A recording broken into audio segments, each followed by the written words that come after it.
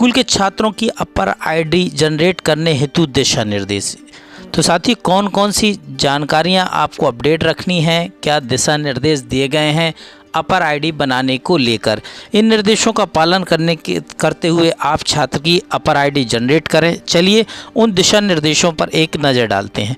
तो साथियों, सबसे पहले एक निवेदन करेंगे, आपने चैनल को सब्सक्राइब नहीं किया हो तो प्लीज़ चैनल को सब्सक्राइब करें, क्योंकि ऐसी अपडेट और ताज़ा जानकारी हम आप तक लगातार शेयर करते रहते हैं।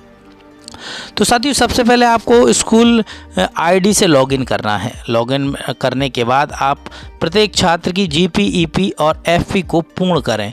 आप ये तीनों चीज़ें कंप्लीट होना चाहिए छात्र की। इसके बाद लिस्ट ऑफ ऑल स्टूडेंट आपको मेनू दिखेगा लॉगिन करने के बाद। इसमें एक्टिव स्टूडेंट विकल्प से छात्र छात्राओं की सूची ओपन कर समस्त छात्र छात्राओं का आधार वैलिडेट करें। तो दूसरा काम आपको ये करना है। तीसरे के बाद उक्त प्रोसेस से जिन छात्र छात्राओं का आधार वैलिडेशन नहीं हो रहा है उनकी सूची बना लें। कौन कौन से छात्रों का आधार वैलिडेट नहीं हो पा रहा है उनकी सूची पृथक से बना लें। सूची बनाने के बाद उन समस्त छात्र छात्राओं का आधार कार्ड अपने पास रखें, क्योंकि इसकी ज़रूरत पड़ेगी। बिना आधार कार्ड के हम कुछ भी आगे नहीं कर पाएंगे। अब पुनः स्कूल आईडी से उन समस्त छात्र छात्राओं की जानकारी जिसमें जो कि जीपी, ईपी और एफपी वाले विकल्प में खोलकर सिर्फ जीपी भाग में नाम, जेंडर, जन्मतिथि आधार कार्ड के अनुसार अपडेट कर दें। तो जीपी जनरल प्रोफाइल आप छात्र को अपडेट कर दें, जिसमें आप नाम, जेंडर और जन्मतिथि आधार के अनुसार अपडेट कर दें। जैसा आधार में है उसके हिसाब से आप अपडेट कर दें।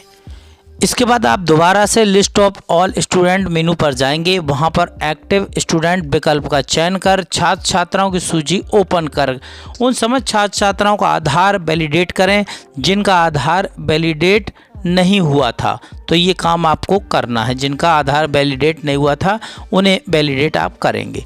यदि उसके बाद भी आधार वैलिडेट नहीं हो पा रहा है तो आप अपने ब्लॉक के MIS आईडी से एडमिन पैनल मोड ओपन कर student demographic update module active module से स्टूडेंट का नाम, जेंडर, जन्मतिथि अपडेट करें।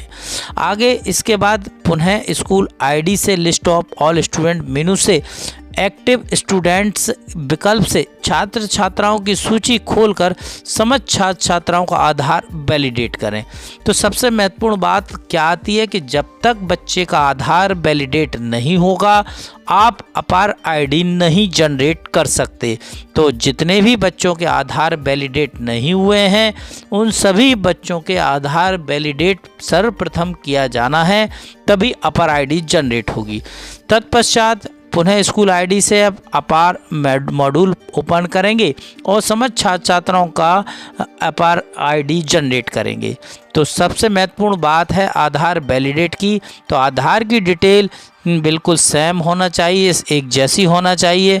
यूडाइस पे जो बच्चों की जानकारी है, आधार में जो जानकारी है, जब तक मैच नहीं करेगी तब तक आधार वैलिडेट नहीं होगा। तो ये जानकारी को अपडेट करना ज़रूरी है। जनरल प्रोफाइल को अपडेट करने के बाद ही आधार वैलिडेट होगा और उसके बाद ही आप अपार आईडी को जनरेट कर पाएंगे।